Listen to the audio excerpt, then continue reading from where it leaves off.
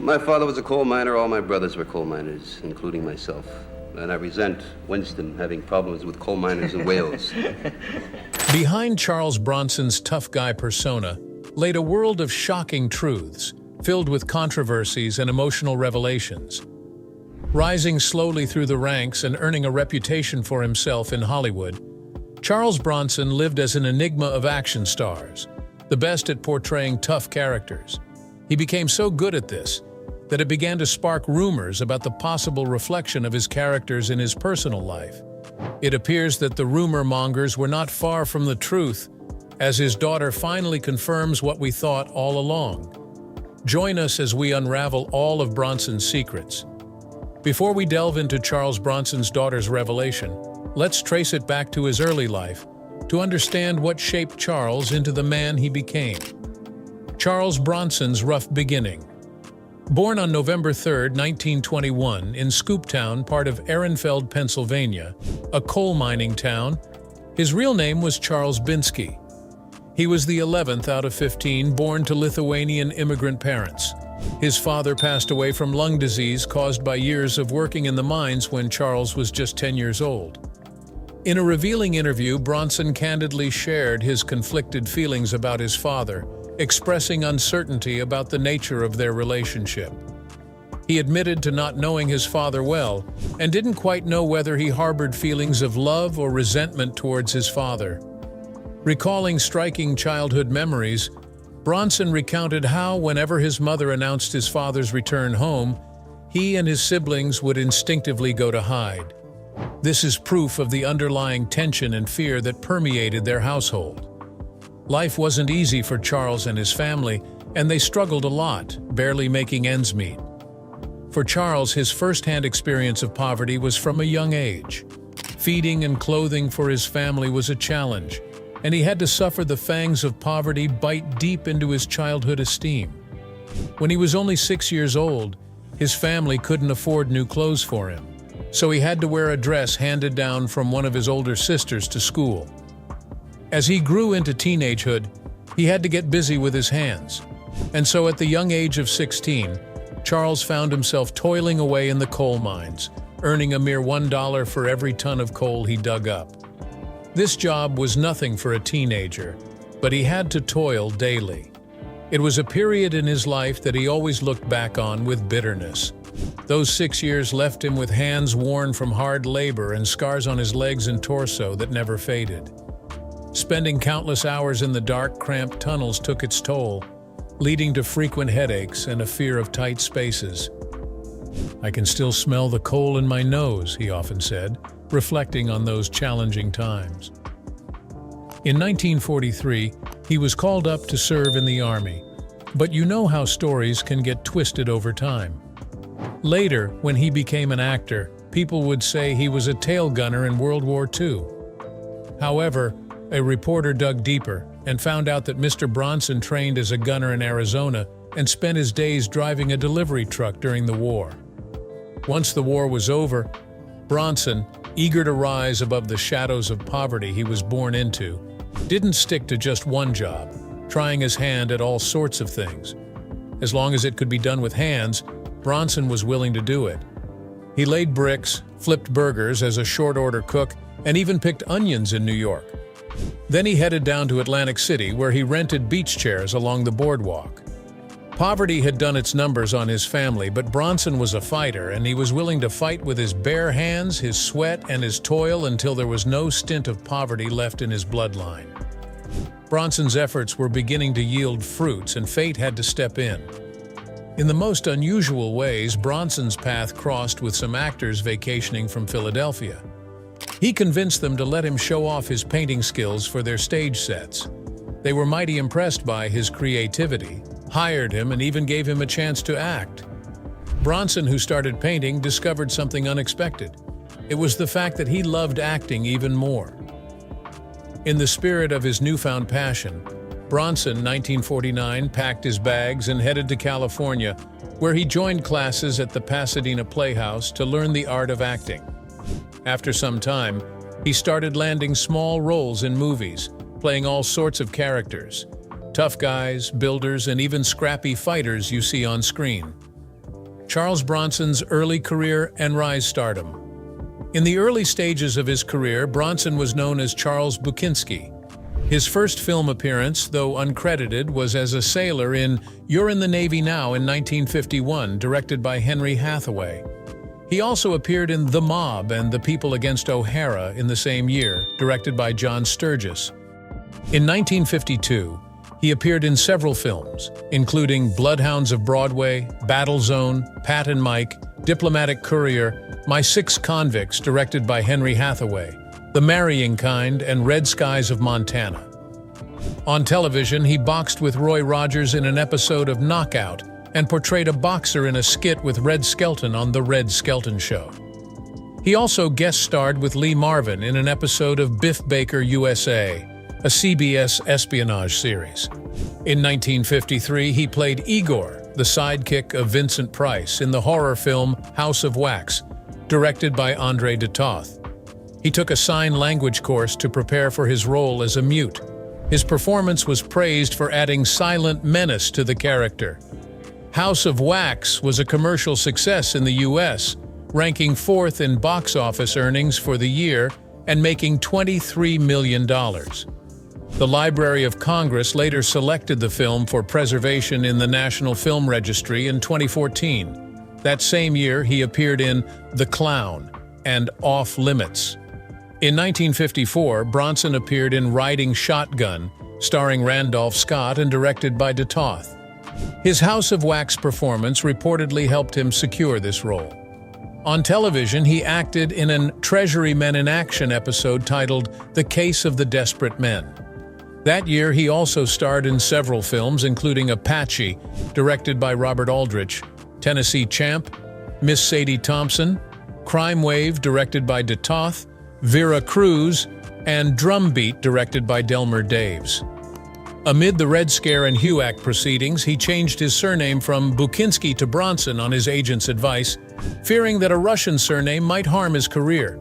He had to change the name because during those times, there was a lot of fear about communism, led by Senator Joseph R. McCarthy. Bronson thought it might be wise to drop his Russian-sounding last name, considering all the fuss about communism going on. So he became Charles Bronson, a name that would soon be known far and wide in Hollywood. In 1955, Bronson appeared in Target Zero, Big House USA, and Jubal. Charles Bronson reaches career peak. On television, he played a lead role in an anthology drama series DuPont Cavalcade Theater episode titled A Chain of Hearts. In 1956, he starred in Sam Fuller's Run of the Arrow. On television, he portrayed Alexis St. Martin in an episode of Medic titled Who Search for Truth. Additionally, he began appearing in Alfred Hitchcock Presents, featuring an episode such as And So Died Rhea Buchinska. There Was an Old Woman, 1956, and The Woman Who Wanted to Live, 1962. In 1957, Bronson snagged a role as an outlaw named Danny Arnold in the Western series Colt Point 45. Featured in the episode Young Gun. He also took the lead in the Apache Kid episode of The Sheriff of Cochise, a syndicated crime drama starring John Bromfield. Additionally, he appeared in 5 episodes of Richard Boone's Have Gun Will Travel between 1957 and 1963. Bronson also guest-starred in the short-lived CBS sitcom Hey Jeannie. In May 1958, Bronson starred in Roger Corman's biopic Machine Gun Kelly, portraying the titular gangster. A critic from the Los Angeles Times praised Bronson for bringing depth to Kelly's character. Shortly after, in June 1958, Showdown at Boot Hill premiered, with Bronson in the lead role. The following July saw the release of Gang War, in which Bronson played a Los Angeles high school teacher caught in a gangland killing. He agrees to testify, unaware of the repercussions. On October 10th, the ABC series Man with a Camera debuted, starring Bronson as Mike Kovach, a freelance crime-fighting photographer in New York City. The show ran for 2 seasons until 1960. In November of the same year, When Hell Broke Loose premiered, featuring Bronson in another lead role. On television in 1958, Bronson portrayed Butch Cassidy in an episode of the TV Western Tales of Wells Fargo titled Butch Cassidy. However, he wasn't always in big-budget films. One of his early works was Machine Gun Kelly, made on a shoestring budget in just 8 days back in 1958. And guess what? A famous French actor named Alain Delon saw and liked it so much that he invited Mr. Bronson to France. There, he starred in another movie called Adieu l'ami, which became a huge hit all across Europe. In 1963, he played Flight Lieutenant Danny Tunnel King Valinsky in The Great Escape.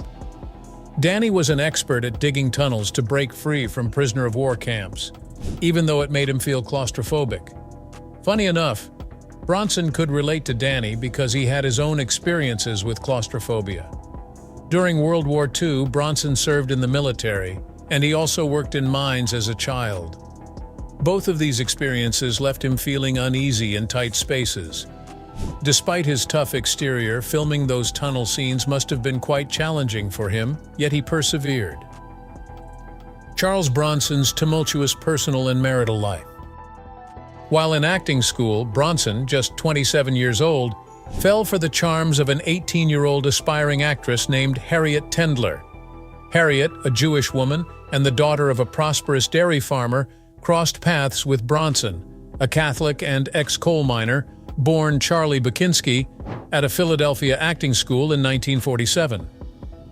On their inaugural date, Bronson had a meager 4 cents to his name, but their love was bound to carry them through the initial early days of Little Beginnings. Despite initial challenges, the couple tied the knot 2 years later, with Tendler's father reluctantly giving his blessing. They welcomed 2 children, Suzanne and Tony. This was supposed to be a happily ever after kind of story, but Charles's infidelity got the best of him. While on set for The Great Escape, Bronson fell head over heels for a lovely actress named Jill Ireland, who was already married to David McCallum. Bronson even joked with McCallum about marrying his wife, but it turned out to be more than just a joke, and he ended up marrying Ireland. While all this excitement was happening, Bronson's first marriage to Harriet was falling apart. They eventually divorced in 1965. The couple lived in a grand Bel Air mansion in Los Angeles with 7 children, 2 from Bronson's previous marriage with Harriet Tendler, 3 from Jill's, including 1 adopted child, and 2 of their own, Zuleika and Katrina, whom they also adopted. Ireland often played Bronson's leading lady, co-starring in 15 films with him.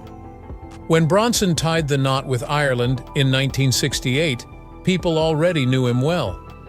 Even though the scripts for his movies weren't always top-notch, most people agreed that Bronson always brought his A-game to the screen.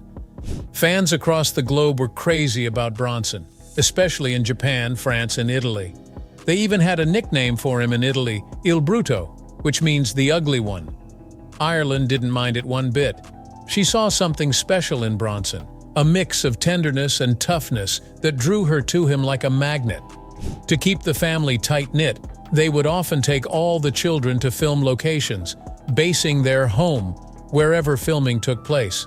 They also frequented a colonial farmhouse in Vermont, where Ireland raised horses and trained their daughter Zuleika in horse showing.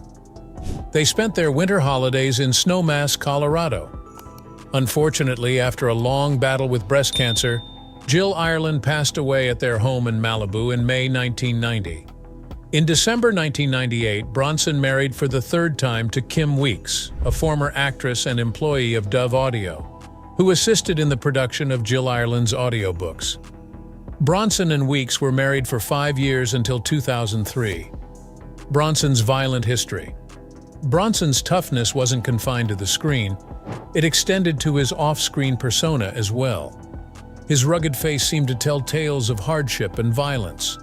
In his younger days, he got into numerous altercations, threatening people and even breaking a sergeant's arm in a brawl.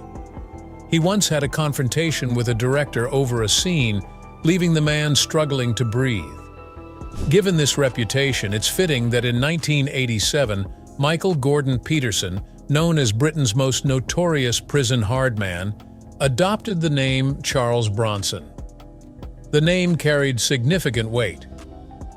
In an interview with Esquire magazine, Bronson famously declared he'd take down anyone who harmed his family, causing quite a stir.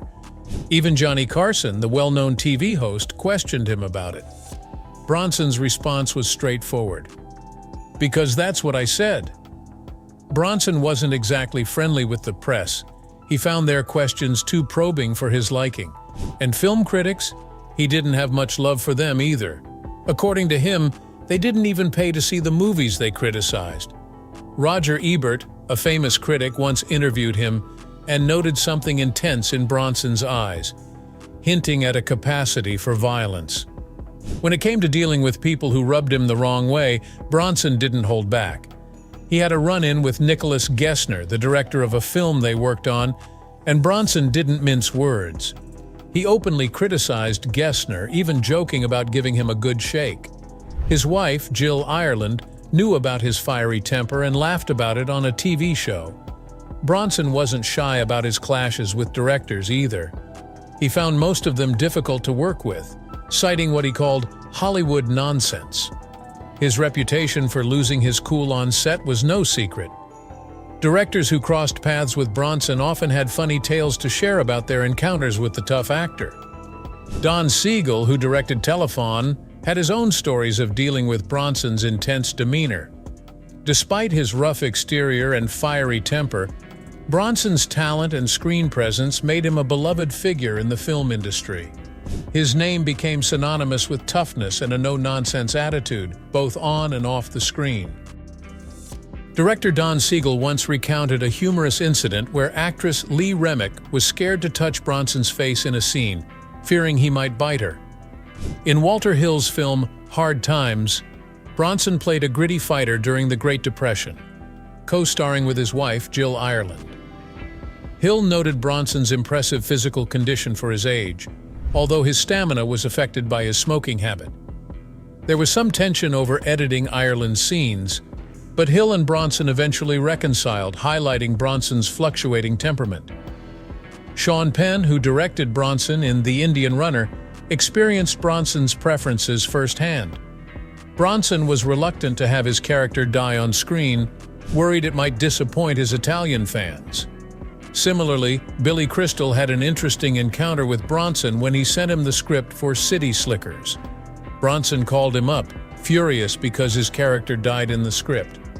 He reminded Crystal, "Charles Bronson doesn't die in movies," referencing his famous Death Wish series. Death Wish controversy. Charles Bronson, in the course of his career, starred in one of the most amazing movie series of all Hollywood, the Death Wish series. The movie is about a man named Paul Kersey, a regular architect, until something terrible happens to his family. Then he goes all vigilante, roaming the streets with his trusty gun, looking to settle the score with the bad guys. Director Michael Winner thought Charles Bronson was just the right fit for the main character, a guy seeking revenge for his family's tragedy. Bronson had this intense vibe that Winner believes suited the role perfectly. The Death Wish series stirred quite a bit of controversy due to its themes of vigilantism and violence. Despite the mixed critical reception, audiences were drawn to Bronson's portrayal of Kersey, solidifying his image as a tough, no-nonsense actor who didn't shy away from intense roles. The film sparked debates about justice and morality, with Bronson's character embodying the complex emotions of grief and retribution. One of those bad guys is played by none other than a young Jeff Goldblum. Before Bronson took the part, it was turned down by some big names like Clint Eastwood and even Frank Sinatra. Henry Fonda also said no, calling it downright repulsive. But when Bronson was asked, he was all in. In his usual tough guy style, Bronson supposedly said, "I'd like to do it." And when Winner asked if he meant the movie, Bronson's response was classic. "Nope, I'd like to shoot muggers." Despite the controversial themes that the movie embodied, Charles Bronson was willing to make the movie. He didn't care what it would do to his image. His agent, Paul Kohner, warned Bronson about the risks, fearing the movie might send the wrong message about taking justice into your own hands. But Bronson was firm in his belief that the movie's message was all about the dangers of revenge. He believed that an eye for an eye makes the whole world blind, and that was his motto. Death Wish hit theaters on July 24, 1974. It cost just $3.7 million to make, but it brought in some serious cash, about $22 million at the box office. Based on a 1972 book by Brian Garfield, Garfield wasn't too thrilled about casting Charles Bronson as the main guy, Paul Kersey. Garfield thought, "Oh, once you see Bronson, you just know he's going to start shooting up the place." Originally, Garfield wanted the movie to be directed by Sidney Lumet, with Jack Lemmon as the lead. But Jack Lemmon was not a vigilante person. If he had done the movie, it would have been a completely different film. Well, the director Michael Winner, in coming to Bronson's defense, wasn't too kind about Garfield's book. He joked that it only sold 3 copies, probably all bought by Garfield's mom. Winner was pretty blunt, saying, "Come on, Garfield. Did you think you were writing a fairy tale? This is a story about a guy going around killing people." Dirty Secrets of Death Wish. Death Wish was an interesting movie, but it heralded a form of darkness, secrets that are not easily accessible to the general public. After the first Death Wish movie hit it big, they just couldn't resist making more. Charles Bronson played Paul Kersey not once, not twice, but 5 times. They kept making sequels in 1974, 1982, 1985, 1987, and finally in 1994. But the author of the original book, Brian Garfield, wasn't too happy about it. He thought they were just showing off Bronson's acting skills, which he didn't think were all that great. He even said the sequels were just vanity showcases for Bronson. These movies didn't just fade into the background, they kept stirring up trouble. In 1984, Bernhard Goetz, a randomly obsessed young man, shot 4 young black men on a New York City train. Believed to be acting under the influence of the movie, the media called him the subway vigilante. When the director of Death Wish, Michael Winner, was asked about it, he made a pretty cringe-worthy joke. He said, "I don't approve of what Mr. Goetz did, but hey, if he's got to shoot someone on the subway, why not when we're opening?" In 2015, Donald Trump, the former president, started talking about Death Wish at one of his rallies. He was boasting about having a handgun permit and said if anyone attacked him, he'd shoot them.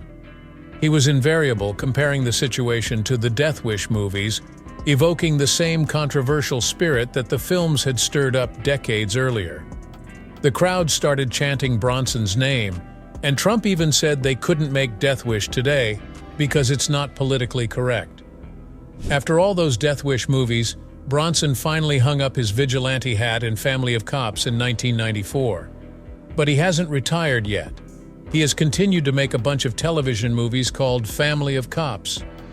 Bronson's characters were always the strong, silent types, tough guys who let their actions do the talking. His character choices in movies weren't just a coincidence because he preferred to let his deeds speak louder than his words, especially as he gained more influence in the industry.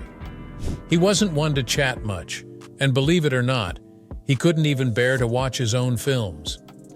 In 1990, when his dear wife Jill Ireland passed away after battling cancer, her memoirs were turned into a film. Jill Clayburgh portrayed Ireland, and Lance Henriksen took on the role of Bronson. Now you'd think most people would be touched by such a tribute, right? Well, not Bronson. He was downright upset about it. He even talked about taking those filmmakers to court. This incident portrayed Charles Bronson's on-screen toughness, which seemed to spill into his real life too. The truth behind Charles Bronson and the shocking confirmation. Charles Bronson used to tell wild stories about his past, making it sound like he was even violent off-screen. He'd talk about fights and how good he was at throwing knives. But as it turns out, those stories weren't exactly true. It seems like he was just trying to make himself sound more interesting. Despite his tough guy persona in movies, he never actually went to jail, and those who knew him off-screen said he was nothing like the violent characters he portrayed.